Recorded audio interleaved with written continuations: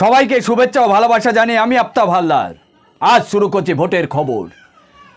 2019 সালে মহারাষ্ট্রে লোকসভা নির্বাচনে বিজেপি জোট বেঁধেছিল শিবসেনার সঙ্গে। 25টা আসনে শিবসেনা আর বিজেপি জোট বেঁধেছিল। তার মধ্যে 23টা আসনে গেরুয়া শিবির জিতেছিল। তারপর এনডিএ জোট সরকার গঠন করেছিল মহারাষ্ট্রে। পরবর্তীকালে বিভিন্ন কাজে বিজেপির সাথে শিবসেনার মনোমালিন্য হওয়ায় শিবসেনা বিজেপির জোট ছেড়ে বেরিয়ে এসে কংগ্রেস ও এনসিপির সমর্থন নিয়ে সরকার গঠন করে। আবার 2022-এ গেরুয়া শিবির শিবসেনার নেতা একনাথ শিন্দেকে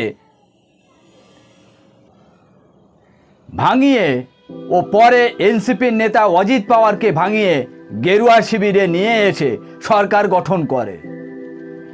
এইভাবে 2019 থেকে 2022 পর্যন্ত জোট ভাঙা জোট গড়া হয়ে দুবার সরকার পরিবর্তন হয়। এটা মহারাষ্ট্রের খেলা চলছে।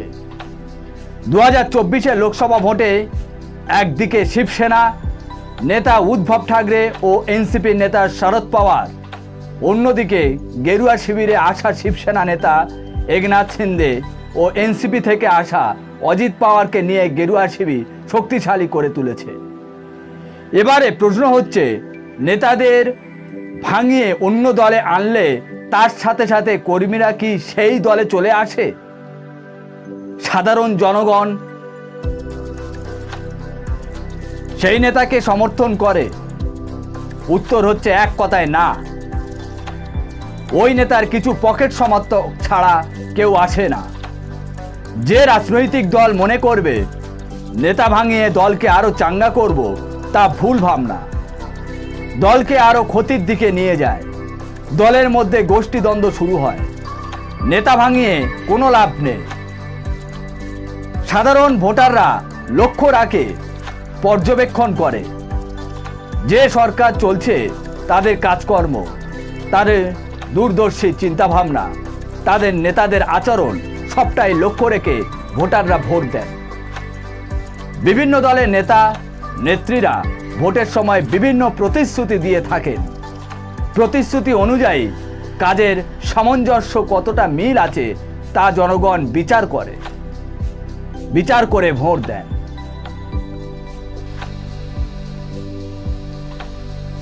প্রতি রাজ্যে 10 থেকে 12% এমন ভোটার আছে যারা সরকারের কাজকর্ম দেখে ভোট দেয়।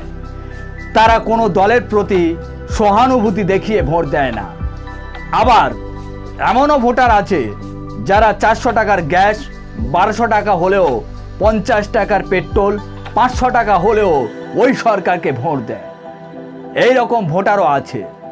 যাই হোক, মহারাষ্ট্রে এই মুহূর্তে কেমন অবস্থা দাঁড়িয়ে আছে দেখে নিন। ভারতবর্ষের মধ্যে দ্বিতীয়তম লোকসভা আসন হচ্ছে এই মহারাষ্ট্র। আসনের দিক থেকে বিচার করলে প্রথম হচ্ছে উত্তরপ্রদেশ, দ্বিতীয় মহারাষ্ট্র, তৃতীয় হচ্ছে বাংলা। মহারাষ্ট্রে লোকসভার আসন হচ্ছে 48টা। এখন প্রশ্ন হচ্ছে, বিভিন্ন নেতারা দল পরিবর্তন করে তারা ভোটের ফায়দা তুলতে পারবে তো? উত্তর হচ্ছে না। আমরা বিগত দিনে লক্ষ্য করেছি, নেতারা তাদের দল পরিবর্তন করলেও কর্মী পরিবর্তন হয় না, ভোটার পরিবর্তন হয় না। মহারাষ্ট্রে সাধারণ মানুষ যাদের ভোট দিয়ে সরকারে আনতে চেয়েছিল তা কিন্তু গেরুয়া শিবির হতে দেয়নি। তারা পিছনের দরজা দিয়ে গাধা কেনাবেচা করে সরকার গঠন করেছে। এতে সাধারণ ভোটাররা মনে মনে ক্ষুব্ধ। এর প্রতিফলন হবে লোকসভার ভোটে। এই মুহূর্তে মহারাষ্ট্রে যেটা দেখা যাচ্ছে তা হলো, শিবসেনা উদ্ধব ঠাকরে ও এনসিপি শরদ পাওয়ারের পক্ষে সহানুভূতির হাওয়া বেশি বইছে। এটা আমার কথা নয়। সদ্য এনসিপি ছেড়ে বিজেপিতে আসা নেতা অজিত পাওয়ারের শিবির এক প্রবীণ নেতা ছগন ভুজবল জানিয়েছেন এই কথা। কেমন লাগছে আমাদের বিশ্লেষণ কমেন্ট করে জানান। আমাদের আরও একটা বেড়ানোর চ্যানেল আছে, ছুটিতে যায়, সকালে দেখতে ভুলবেন না। আর বেঙ্গল নিউজ প্রতিদিন সন্ধ্যায় দেখতে ভুলবেন না। আজ এখানে শেষ করছি।